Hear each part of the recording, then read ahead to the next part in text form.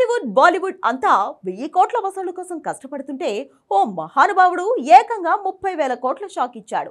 1000 కోట్ల వసూళ్లు ఎలా రాబట్టాలని చిరు, బాలయ్య, ఎన్టీఆర్, ప్రభాస్, మహేష్ ఇలా అంతా తలకిందులుగా తపస్సు చేస్తుంటే బాక్స్ ఆఫీస్ ని తలకిందులు చేసి 30,000 కోట్ల నష్టాన్ని తెచ్చాడు మహానుభావుడు. ఏకంగా సినిమాలను పంపిణీ చేసే శాటిలైట్ క్యూబ్ ని హ్యాక్ చేశాడు. ఓటీటీలను హ్యాక్ చేశాడు. సినిమాల పైరసీ అంటే థియేటర్స్ లో కెమెరాలను పెట్టి రికార్డులు చేయడం కాదు, కొడితే ఏనుగు కుంభస్థలమే కొట్టాలని కొత్త టెక్నిక్ నేర్పించారు. చిరు, దిల్ రాజు, సురేష్ బాబుని సైబరాబాద్ పోలీసులు పిలిచి మ్యాటర్ వివరించేసరికి అంతా షాక్.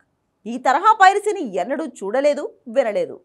అంతే, బాలీవుడ్ కాలీవుడ్ అంతా ఉలిక్కి పడింది. 1000 కోట్ల కోసం 100 కోట్లు ఖర్చు పెట్టి సినిమాలు తీస్తే 30,000 కోట్ల పంచి వేశాడో వ్యక్తి. ఇక మీదట మహేష్ బాబు, రాజమౌళి సినిమాలే కాదు, ప్రపంచాన్ని షేక్ చేయాలనుకున్న ఏ సినిమా సేఫ్ కాదు. టాలీవుడ్ మాత్రమే కాదు, కాలీవుడ్ బాలీవుడ్ కూడా వణకాల్సిందేనా? అంతగా కొత్త పైరసీ ఎందుకు బిగ్ స్టార్స్ ని వణికిస్తోంది? Take a look.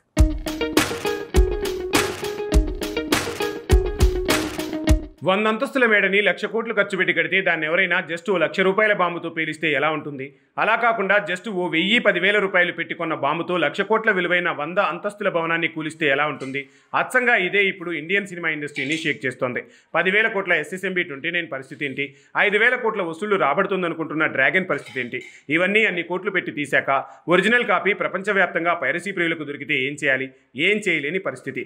ఒకటి కాదు, రెండు కాదు, 30,000 కోట్ల నష్టాన్ని అలానే ఓ మహానుభావుడు క్రియేట్ చేశాడు. కేవలం నెలకు 9 లక్షల సంపాదన కోసం ఇలా ఇండియన్ సినిమా ఇండస్ట్రీకి వెన్నులో వణుకు తెచ్చాడు. ఇదేదో సినిమా రిలీజ్ అయ్యాక థియేటర్స్లో కెమెరాతో సినిమాను రికార్డు కొట్టి దాన్ని వెబ్సైట్లో పెట్టడం కాదు. అసలు థియేటర్లోకి సినిమా రాకముందే శాటిలైట్ని హ్యాక్ చేసి దాన్ని సర్వర్లో ఉన్న ఒరిజినల్ ప్రింట్ని కొట్టేయటం. అవును, ఇది నిజంగా జరిగింది. ఇంటర్ కూడా పాస్ కాని బీహార్కి చెందిన అశ్విని కుమార్ ఇంటర్నెట్ సాయంతోనే కంప్యూటర్ ప్రోగ్రామింగ్ హ్యాకింగ్ నేర్చుకున్నాడు. రోజుకు 20 గంటలు కంప్యూటర్ ముందే కూర్చునే తను కుడికన్ను పాడైనా కూడా హ్యాకింగ్ విషయంలో వెనక్కి తగ్గలేదు. ఫలితంగా సినిమాలను థియేటర్స్లో టెలికాస్ట్ చేసే శాటిలైట్ నెట్వర్క్ అయిన క్యూబ్, UFO తాలూకా సర్వర్లనే హ్యాక్ చేశాడు. అదే కాదు, అమెజాన్ ప్రైమ్ లాంటి చాలా OTT ప్లాట్ఫామ్ల సర్వర్లను కూడా హ్యాక్ చేసి సినిమాల ఒరిజినల్ ప్రింట్లను తీసి పైరసీ సైట్లకు ఇవ్వడం చేసేవాడు. అలా నెలకి 9 లక్షల వరకు సంపాదించేవాడట.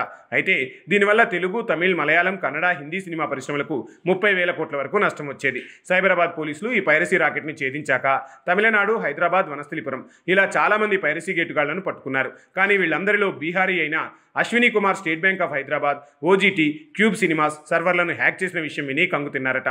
టాలీవుడ్ టాప్ ప్రొడ్యూసర్లు, హీరోలైన చిరు, నాగన్ కోకి సైబరాబాద్ టీం విషయాన్ని వివరించింది. సో ఇక మీదట శాటిలైట్ నెట్వర్క్లు, OTTలు కూడా సేఫ్ కాదని తేలటంతో ఇక మీదట వాటి భద్రతకు కొత్త ప్రయత్నాలు మొదలు పెట్టాలని తేల్చారు తెలంగాణ పోలీసులు.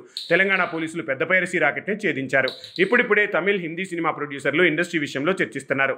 దీనికి సరైన చెక్మేట్ లేకపోతే 1,500 కోట్లతో తెరకెక్కే SSMB 29 మూవీ, 2,000 కోట్ల హిందీ మూవీ రామాయణం ఇలా చాలా సినిమాల భవిష్యత్తు అంధకారమే. నిజంగా హాలీవుడ్ సినిమాల్లోనే కనిపించే కొన్ని హ్యాకర్స్ క్యారెక్టర్స్ని మించేలా Bihari hacker Ashwini Kumar lifestyle కనిపిస్తోంది. విచిత్రం ఏంటంటే అతని టాలెంట్ తెలిసి నెలకి 9 లక్షలేంటి 90 లక్షలైనా ఇచ్చేవాళ్ళం. 30,000 కోట్ల నష్టం కంటే కొన్ని లక్షలు వదులుకోవడం కష్టం కాదనే కొందరు నిర్మాతల మాటలు సోషల్ మీడియాలో ఇప్పుడు తూటాల్లా పేలుతున్నాయి.